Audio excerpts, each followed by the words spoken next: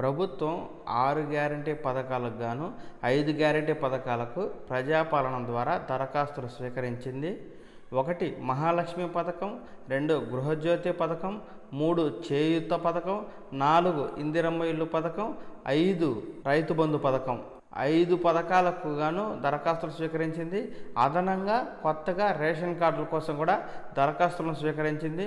మొత్తంగా డిసెంబర్ 28 నుంచి జనవరి 6 వరకు జరిగిన ప్రజాపాలన కార్యక్రమంలో 1,26,00,000 దరఖాస్తులు వచ్చినట్టుగా అధికారులు ప్రకటించారు.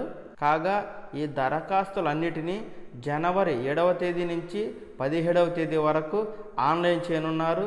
కొత్తగా వెబ్సైట్ని ప్రభుత్వం ప్రారంభించింది. ప్రజాపాలన.తెలంగాణ.gov.in అనే వెబ్సైట్లో ఈ దరఖాస్తులన్నింటినీ కూడా ఆన్లైన్ చేసి పొందుపరచనున్నట్టుగా తెలుస్తోంది. ఈ 1,26,00,000 దరఖాస్తులను ఆన్లైన్ చేసిన తర్వాత అర్హులను ఏ విధంగా నిర్ణయిస్తారు, ఏ విధంగా స్క్రూనిటీ చేస్తారు, ఏ విధంగా అర్హులకు ఆయా పథకాలను అందజేస్తారు అనే విషయం పైన సందిగ్ధత నెలకొని ఉంది. కాగా ముఖ్యమంత్రి రేవంత్ రెడ్డి గారి సమక్షంలో జరిగిన మంత్రివర్గ మీటింగ్లో ఈ 6 గ్యారంటీ పథకాలకు సంబంధించి ప్రజాపాలనకు ఒక మంత్రుల కమిటీని నియమించడం జరిగింది. బట్టి విక్రమార్క గారు డిప్యూటీ సీఎం దీనికి చైర్మన్గా ఉన్నారు. ప్రజాపాలన ద్వారా వచ్చిన దరఖాస్తులను ఏ విధంగా అర్హులను నిర్ణయించాలో ఈ కమిటీ నిర్ణయిస్తుంది. ఈ కమిటీ విధి విధానాలను ఖరారు చేస్తుంది. దాని ప్రకారం అధికారులు ముందుకు వెళ్ళి అర్హులను నిర్ణయించి వారికి ఉచిత పథకాలను అందజేస్తారు. కాగా ఈ 5 గ్యారంటీ పథకాలకు మరియు కొత్త రేషన్ కార్డుకు ఏ విధంగా అర్హతలు ఉండనున్నాయి, ఎవరిని ఎంపిక చేస్తారు, ఎవరిని అనర్హులు చేస్తారు అనే విషయం పైన నియమ నిబంధనలు ఎలా ఉంటాయనే దానిపైన అందరిలోనూ ఒక ఆలోచన అయితే రేకెత్తుతూ ఉంది. ప్రభుత్వాలు ఉచిత పథకాలు తీసుకురావడం ద్వారా పెద్ద ఎత్తున ప్రభుత్వాలకు ఆర్థిక భారం పడుతుంది. ఈ ఆర్థిక భారాన్ని మోయాలంటే ఖచ్చితంగా అర్హులకు మాత్రమే అందివ్వాల్సి ఉంటుంది.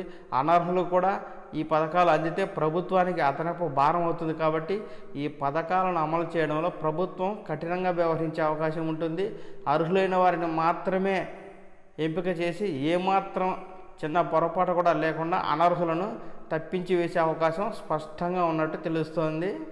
ఈ 6 గ్యారంటీ పథకాలకు స్వీకరించిన దరఖాస్తులను ఆన్లైన్ చేసిన తర్వాత ఏ విధంగా అర్హులను ఎంపిక చేస్తారనే విషయంపై ఒక ఉదాహరణగా నేను మీకు ఏం తెలియజేయబోతున్నానంటే, అన్ని రాష్ట్రాల్లోనూ ఇది జరుగుతున్నదే. ఇప్పుడు తెలంగాణ రాష్ట్రంలో కూడా అదే జరగబోతుంది. గత ప్రభుత్వం ఈ ప్రభుత్వ సంక్షేమ పథకాలు ఇబ్బడి ముబ్బడిగా అనర్హులకు సైతం ఇస్తూ తెలిసి కూడా తెలియనట్టుగా ఉదాసీనతగా వ్యవహరించింది.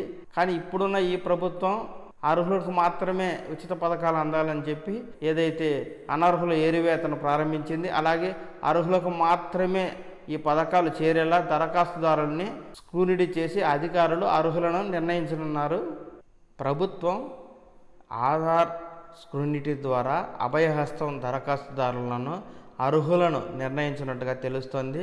ఏదైతే ట్రాన్స్పోర్ట్ డిపార్ట్మెంట్ నుంచి మరియు ఇన్కమ్ ట్యాక్స్ డిపార్ట్మెంట్ నుంచి, అలాగే రిజిస్ట్రేషన్స్ డిపార్ట్మెంట్ నుంచి, అలాగే ఆధార్ సంబంధించి డిపార్ట్మెంట్ నుంచి సంబంధిత సమాచారాన్ని వారు ప్రభుత్వం సేకరిస్తున్నట్టుగా తెలుస్తోంది.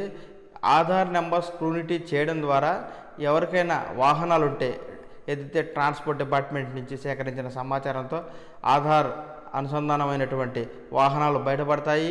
అలాగే రిజిస్ట్రేషన్ డిపార్ట్మెంట్ నుంచి సేకరించిన సమాచారంతో ఆధార్ అనుసంధానమైన భూములు, స్థలాలు, ఇల్లు వంటివి బయటపడతాయి. అలాగే ఏదైతే ఇన్కమ్ ట్యాక్స్ కట్టేవారు, ఏదైతే ఇన్కమ్ ట్యాక్స్ డిపార్ట్మెంట్ నుంచి ప్రభుత్వం తీసుకుంటుందో సమాచారం, ఆధార్తో లింక్ అయిన ఇన్కమ్ ట్యాక్స్ పేర్లు కూడా బయటికి రానున్నాయి. దీంతో అనర్హులను ఈజీగా ఏరివేయనున్నారు.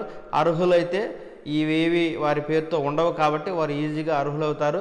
అనర్హులైతే వారి పేరుతో భారీ వాహనాలు, 7 ఎకరాలకు మించి భూములు లేదా ఇన్కమ్ ట్యాక్స్ కడుతున్నట్టు సమాచారం అక్కడ డిస్ప్లే అవుతుంది. స్క్రీన్ మీద ఆధార్ నెంబర్ని స్క్రూనిటీ కోసం టైప్ చేయగానే వారి పేరు, వారి డీటెయిల్స్, వారి ఆస్తుపాస్తులు మొత్తం కూడా ఆధార్తో లింక్ అయిన మొత్తం వివరాలు అక్కడ డిస్ప్లే అవుతాయి. కాబట్టి వారు అర్హులు అనర్హులు అనేది ప్రభుత్వం ఈజీగా గుర్తించనుంది. స్క్రూనిటీ చేసి ఆ తర్వాత అర్హులు పథకాలను అందించి ఎవరైతే అనర్హులు ఉంటారో మీకు ఈ ఆస్తులు ఉన్నాయి, మీకు ఈ అనర్హతలు ఉన్నందున ఈ పథకాలు మీకు రావు అని చెప్పే అవకాశం ఉన్నట్టు తెలుస్తుంది. అలాగే వెబ్సైట్ ఏదైతే క్రియేట్ చేశారో ఆ వెబ్సైట్లో ఈ యొక్క అనర్హుల డీటెయిల్స్ కూడా ఉండనున్నాయి. వీరికి పథకాలు ఎందుకు రావు, వీరి పేరిట ఏ ఏ ఆస్తులు ఉన్నాయో అందువల్ల అనర్హులుగా ఉన్నారో కూడా ఈ వెబ్సైట్లో డీటెయిల్గా వివరించనున్నారు. అర్హులైతే వారికి ఈ యొక్క పథకాలను ఆటోమేటిక్గా అప్లై చేయనున్నారు. కాగా ఎవరైతే ఆస్తిపాస్తులు భారీగా ఉన్నవారు, ఒక మోస్తరులో భూములు ఉన్నవారు అనర్హులు అయ్యే అవకాశం ఉంది. కేవలం అర్హులకు మాత్రమే ఈ పథకాలను ఈ యొక్క ఆధార్ స్క్రూనిటీ ద్వారా ప్రభుత్వం అందించే అవకాశం ఉన్నట్టు స్పష్టంగా తెలుస్తోంది.